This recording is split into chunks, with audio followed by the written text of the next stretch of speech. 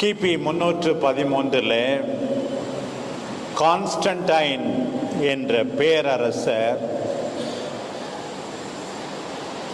வெற்றி பெற்றார். சிலுவையை கண்டு உடனே மனம் மாறினார். ஒடுக்கப்பட்ட கிறிஸ்தவம் இப்போது ரோமை பேரரசால் ஏற்றுக்கொள்ளப்பட்டது.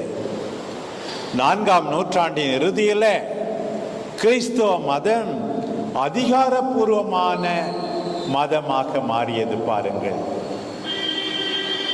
ஆனால் இப்போது வேத சாட்சிகள் குறைந்திருந்தார்கள்.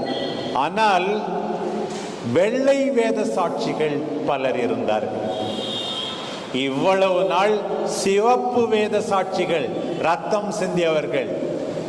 வெள்ளை வேத சாட்சிகள் எனும் போது அன்பு வாழ்வு, நம்பிக்கை வாழ்வு, தியாக வாழ்வு, ஆண்டவருக்கு பிரமாணிக்கமான வாழ்வு, இப்படிப்பட்ட வாழ்வை மேற்கொண்டவர்கள் இருக்கத்தான் செய்தார்கள். திருமுழுக்கு பெற்ற எல்லாருமே தூயவராக வாழ்ந்தார்கள் என்று சொல்ல முடியாது. ஒரு சிலர் மிக மிக உன்னதமான எடுத்துக்காட்டான வாழ்வு வாழ்ந்து ஆண்டவரை மகிமைப்படுத்தினார்.